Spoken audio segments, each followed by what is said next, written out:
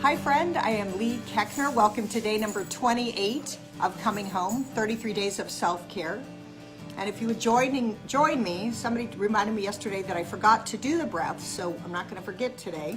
If you would join me, we'll breathe in through our nose, hold it for 2, and then out through our mouth. And when you release it out of your mouth, let a sigh come out and let go of something that you've been carrying or something that felt stressful or something you're done doing, like anger or whatever. Just release it. Okay, join me. So uncross your legs and put your hands on your lap. And we're going to breathe in through our nose. Hold it for 2. And out through your mouth. In through your nose. Hold it for 2. And out through our mouth. And one more time, in through our nose. Hold it. And out through your mouth. I like that little break, that holding it. It's that little pause that allows us to make a fresh choice, that allows us to calm our mind or our heart, that allows us to push the anger back a little bit or let it come out or whatever, but to not react from those places, but instead respond to what's happening. So just giving yourself a pause. If you want to scream at someone or flip them off or yell at your kids, I'm not saying you shouldn't, but give yourself a pause and then yell at them. Give yourself a pause. We want to start creating a pause because we can make new choices when we have a pause. Okay, you guys, the topic today is socialize. So we are doing steps. We're giving you little tangible tools that are free and easy that you can use to continue when these 33 days are over, which is 28, 29, 30, 31, 32, 33. Still count with my fingers. 5 more days of this juicy love with you guys, which I'm enjoying so much. Socialize. When some people hear socialize, that makes them cringe because they're antisocial or they have social anxiety or they'd rather be alone. I'll tell you what, life is way easier when you're alone because there's no one showing up to show you the work that you have to do. They say a lot of times, or not a lot of times, I heard a story once about a monk who sat for however many years getting enlightened in a cave or some shit, and then he came back to civilization and was just triggered to hell. He was like, wow, I guess I should have incorporated my learnings with other human beings so I could practice the tools that we're learning. So I think that that's good that we're doing this together and then we have little tools to go out and try and have a calmer, happier life. Socializing makes me excited. I'm social. Not intimate all the time, meaning I don't always really connect on a deep level with people. That's a little more scary for me, or more vulnerable. I do love to connect with people and see them and talk to them. And they say that people who are married live longer than people who are single. Not that I'm saying, go get married, but what I think is interesting about that is that it's a connection with another human being. You're with someone. I believe that we are created to be with other people and to collaborate with other people and uplift other people and support other people. I went recently to a woman's day conference thing, and I was just wanting to go check it out and see what they were doing because it's something that I'm going to be doing in the future. I wanted to see how they were running their show, and they didn't do anything extraordinary, the women. They sat on a stool. Some of them weren't really prepared. They were reading stuff, but they were being vulnerable and speaking from their heart. And I looked around the women that were sitting around me in this group, and I noticed how hungry they were to be there, how much they wanted to hear anything and to be with other women. And this goes for men as well. This was just one with women in it, but this goes for men as well. How hungry we are to be seen, and how hungry we are to be heard, and how hungry we are to have something meaningful that touches our heart. Because most of the things that go on out here from our phone and our photos and our parties and our this, it's kind of this surface bullshit just navigating on autopilot. You go to work, you say hi to the same people, you drink from the same coffee cup, you do the same meetings, you go home and you have the same dinner, you watch your same shows. It's like we're asleep. So I think realizing that we need other people and how hungry we are for that, especially in this day and age where we're on our phones. And I'm guilty of that too. I'm down here so often. I I just think it's to make an intention to be social, to make an intention to connect with other people in a meaningful way. And to unplug. I try and do that. I try to unplug when I'm actually having an intention to connect with someone, because if my phone's near me or I hear a ting, my body lights up and it's like a drug, like crack. I have to grab it and look. So I would say to try and unplug when you're socializing with other people.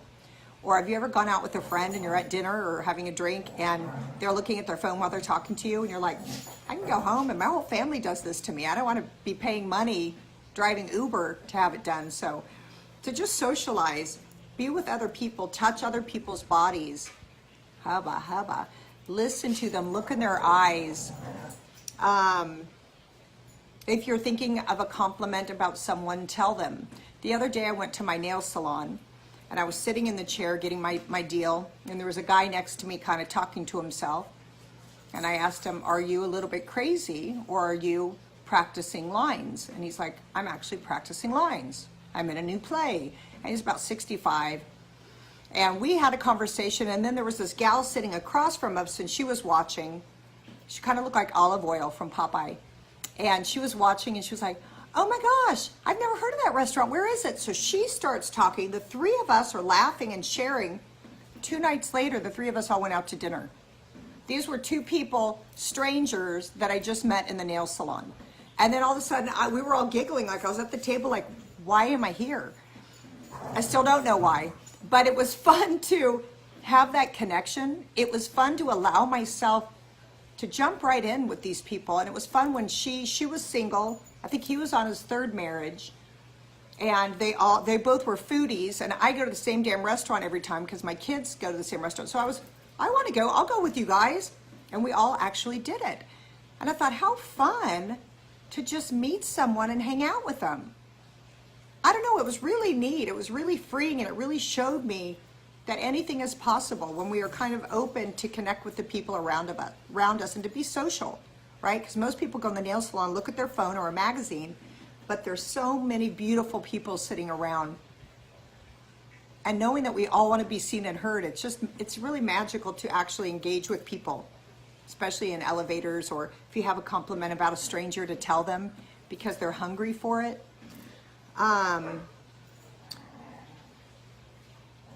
Oh, and I go to this meditation studio and they're taking a little break because they're going to restructure. I got the email that just said that we're going to kind of restructure this thing and come back stronger and bigger. And I thought, oh, how wonderful. That's so cool. I can't wait when it comes back stronger and bigger. But then I went into the place and women were crying. And I was like, hi, everyone. They were like, how can you be happy? And I was like, what happened? They go, didn't you get the email? And I was like, oh, because my perception of it was, it's a beautiful thing and it's about growing, learning, and expanding. But then when I thought of their perception, they're hungry for connection, and they're hungry to be supported, and they're hungry to be seen and heard, and to be filled with good shit. And then I got, oh, I can see how I could look at it and rejoice from the email and be proud, and they could look at it and be hurt. Because that's their fuel, that's their food, that's their air to get out of this autopilot kind of stuff that we live in. So just know that socializing, seeing other people, touching them, interacting, laughing, especially if you have social anxiety, work that muscle, break through that limiting belief, jump in. It's such a treat to connect with other human beings like I am with you guys through this phone, through these electronics. My quote today I wrote, okay, so I wrote down adult play date, because I always say, hey, do you want to have a play date with my kid, to another parent or to the kid. And then as my kids are getting to be like 11, I think they're about to turn 11, yeah, they're like, Mom, they're not called play dates, we're hanging out. And I thought, no, I like play dates. I don't ever want to lose the term play date, because we should frickin' play.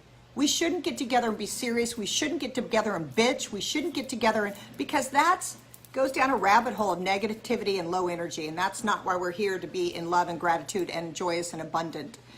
So I'm going to stick with play dates. So I don't care what my kids tell me I can and can't say, and I would like to have play dates as well. Let's play. Let's have freedom. Let's laugh. Let's put aside all the adult bullshit for a minute, right? It's going to be waiting for us. Let's play. So that's where my quote came from today. Have a play date with me. Let's finger paint, dance, or just plain fuck around. God, thank you for putting a ton of humans on this planet. Thank you that even when we feel like we don't know how to navigate them, or we feel alone, that one shows up in front of us. Thank you for providing so many different kinds of people so we can start to find our posse, our tribe. Let us be open to play. Let us be open to socializing and connecting with other people and knowing that we are worth abundance and joy. Amen. Thank you guys so much for joining me today on day 28. Tomorrow's 29 with another tangible tool. Simple things we're doing: breathing, walking outside, eating stuff you like without beating yourself up over it, socializing with other human beings. These are things that are available to us all the time. But when you actually think about them and do them mindfully, it's different. It wakes you up and it connects you in a new way. I'm so happy you were here. I will see you tomorrow on day 29.